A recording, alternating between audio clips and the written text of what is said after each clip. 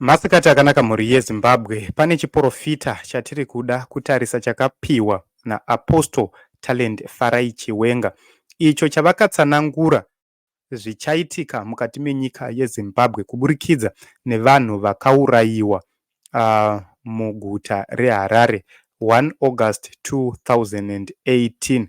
So nyaya iyoyo vachiwenga vakataurayo vachiti inyaya ichaita sengozi kana kuti muchaita chipoko munyika yeZimbabwe chichashungurudza vanhu vese vakanga vachikonzeresa kuurayiwa kwevanhu.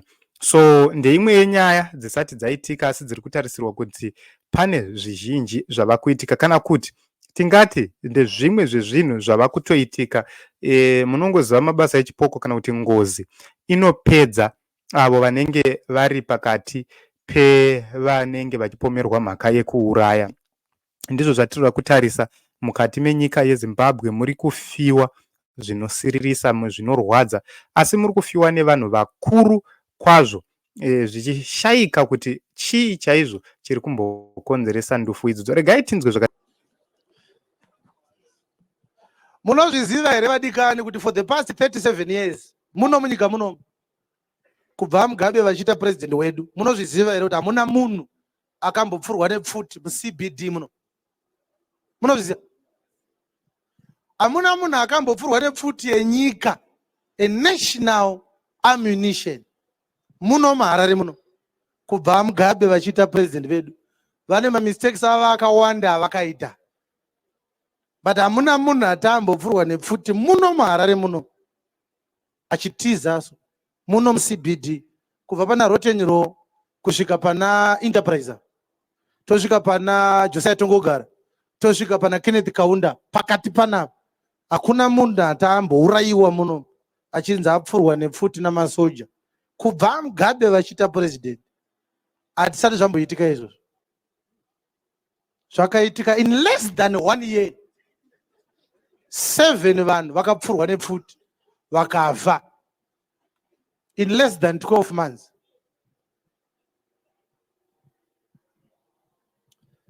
Zvekuti nhau yevanhu vakapfurwa muno ikasagadziswa zvakanaka, chichaita chipoko chichahaunta vanhu vakawanda muno muZimbabwe muno. Kwete chipoko chevanhu vakafaiwa. Mwari ane nyaya yaarida kutogadzirisa nenyaya yevanhu vaiva. Ndichachitaura chiprofita chacho chine chekuita nechiprofita chandada kutaura last week, hazanda kuchitaura zvangu. Apa ndichiri kungotaura bedzi nhau iyi ndichitarisa kuti vanhu vari kuinyarara nekuti vari kutya. Sezvamakaita izvi manyarara, kunotori kutya kwakakunyararidzai sezvamaita izvi. Muri magwara. Ina handitye, saka ndotaura zvanei ndatumwa naMwari. Ndakazvitaura muna November gore rakapera, ndakamira panapa. Vanhu vachimhanya vachiti tapinda Mugabe aenda. Pana anga ari panapa. Vanhu vainditira noise vachiridza pito ndichiparidza panapa. Ndikati vanhu vese vari kumhanya vari kupembedza n'anga inobata amai. Havasi kuziva kuti zvanga zviripo zviri nani pane zviri kuuya. Ndikati hapana chiri kumbochinja, inyoka iri kuvhunura ichiri kungouraya nanhasi. Ndakazvitaura ndakamira panapa. You can go pa social media. Handina kumbochinja kusvikira vaMunangagwa vaonana neni ndovaudza kuti Mwari ari kudei. Hapana chisviru chavanobvoita munyika muno. Ndikataura ndikati Mwari ari kuda kutendera kuti pahwinwe neanenge asina kuhwina maelections. Ndakazvitaura pana before July pakavhotwa. Ndakazvitaura ndakamira pana. Ndikati hapanyari kuhwina maelections asi pana changopinda zvakasina kuhwina kudaro. Ndakazvitaura pana. Ndikati nekuti pane chimwe chigubhu chiri kusukwa naMwari haisati chachena. Ndakazvitaura ndakamira pana. Ndikati chakaitwa naMwari ndechekuti vanhu vaive kumashure kwemunhu vachiblema munhu. Mwari akati tida kuisa vanhu vacho vaiblema munhu pamberi, vanhu vaone kuti wawaita akashata ari nani kupfuura vari kuuya pamberi. Hamusati mambofa munhu muno muCBD achinzi apfurwa nepfuti yenyika muno muZimbabwe kubva Mugabe vachiita president wedu. Zvimwe zvese zvatingataura kuti vakakanganisa zviripo, but izvi zvatiri kutaura izvi zvakatanga kuitika izvezvi. Ndikatotaura kuti varume ava vane ropa rakawanda mumaoko mavo. Ndakazvitaura izvozvo. Ndiro rakavatevera. Izvezvi ndichitaura zvandiri kuita izvi. Havasirivo vaMunangagwa vakatuma masoja kupfura vanhu. nyaya yekutovanetsawo but havasi kuzoti voita sei nayo. Ndo ine nyaya ndichazotaura kana Mwari andichenjera kuitaura. Asi izvozvo zvandikutaura izvi Mwari akandiudza kuti havana kumbotuma vanhu. Pane rimwe but zvinoita benzi kana riri rako rikaita chinhu ndounonzi wachiita. Benzi rinofana kugara kuchipatara, iwe unogara naro mumba. Rikapisa musha unonzi ndoenda sei? Wakagara enda naro kuzimukewo. Uri kuchengeta benzi pamba uzoti richapisa musha here. Saka benzi rikapisa musha unonzi ndoenda sei? Sezvakaitwa naBhothi. Nabhothi haana kuurayiwa naAhabhi. Akaurayiwa netsamba dzaJezebheri. Asi pakafa Nabhothi, Mwari akatuma Elijah kuti enda unotaura naAhabhi. Umuti wauraya Nabhothi. Asi naAhabhi haana kumboronga rufu rwaNabhothi. Akauraya Nabhothi mukadzi wake. Saka Mwari ari kuti iwe ndiwe wakauraya Nabhothi nekuti mukadzi wawakabenzi rakadai.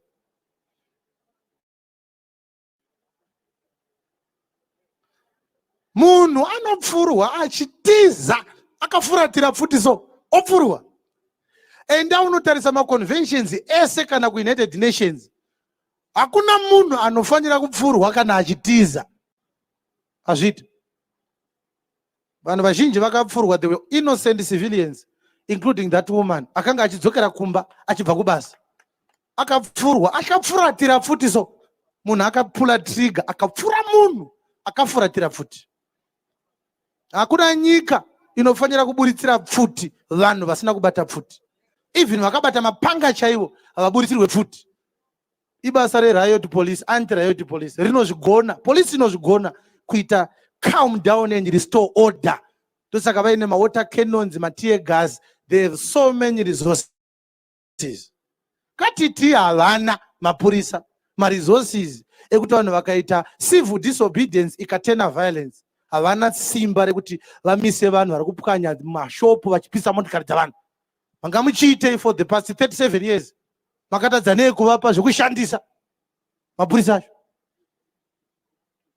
What were you doing? If the police do not have the ability to calm down a civil disobedience movement which has turned violent, what were you doing for the past 37 years with this police? Do you know that our police is the most under-resourced police in Southern Africa? Yes, it's pathetic. Those guys, they do a tremendous job. Those are the people who are kurara munyika muno. Kana vanhu vakafira mumaaccident ndo vanorara vakachengeta zvidhona. But munoona motikari dzichitengeswa dzichitengerwa ma-assistant commissioner, ma-chief superintendent, the ordinary police officer who does the dirty work haana kana nebhasikoro chaiyo. Asi chief vari kuita basa rekunyepera nekuchikidzira vanhu kureserve vane 4x4. Nyowani mupurisa anofanira kuatenda scene kana vanhu vakuda kubhinywa pakati peusiku haana chekufambisa. Makaisa kupi vana?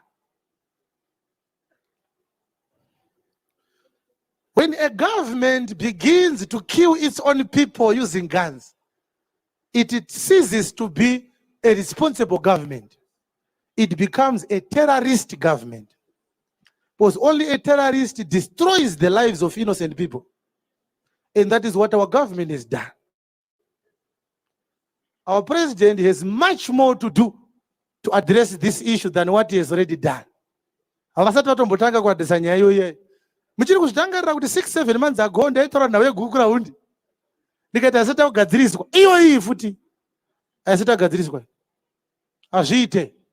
If they want to kill me, I'm coming here tomorrow. Let them come and kill me. Says vakaita vamwe 7 some few weeks ago. I'm not going to stop speaking the mind of God. I don't fear to die.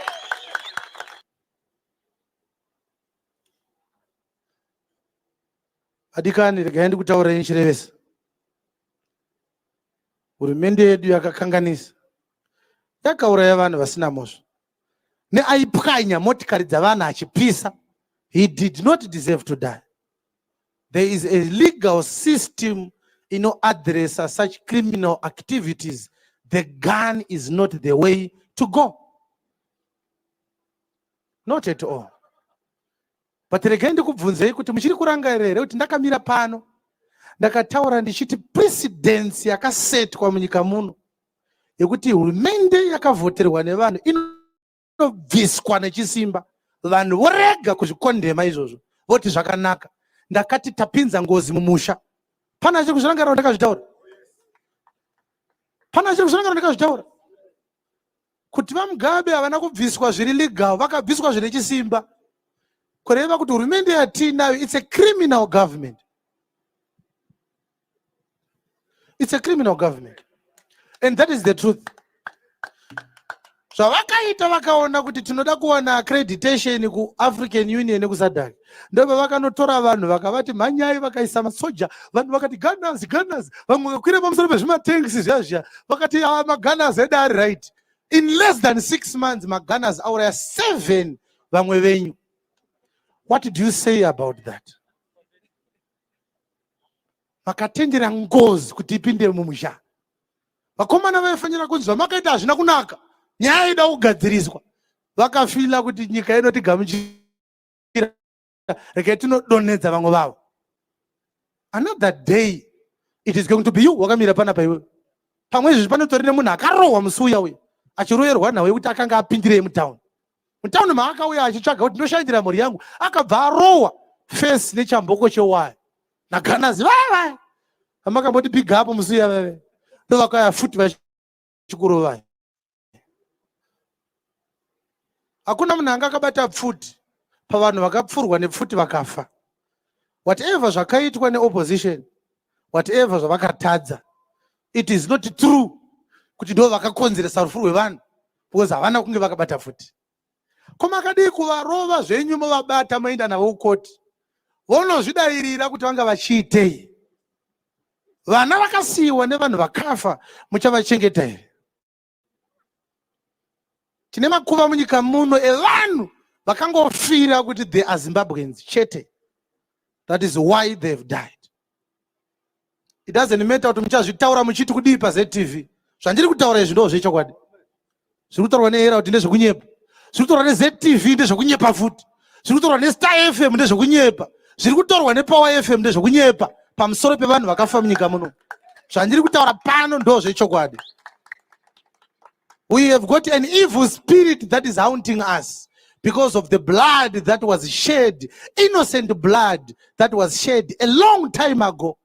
And mweya iwoyo ucharamba uchikodzoka kusvikira zviri kudiwa naMwari kuti zviitwe, zvaitwa.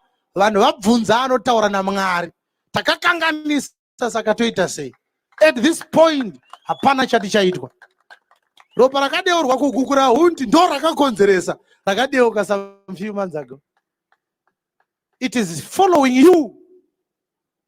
You have to deal with it. Pane ropa riri kudeura rimwe ropa rakadeuka kare. Zviri nani kuti ndimboudza nyika chokwadi kamwe chete ndobva ndafa, pane kuti vanhu vatye vese kusvikira naMwari wese akutya kutsiura munhu waakasika. It will never happen. It will never happen.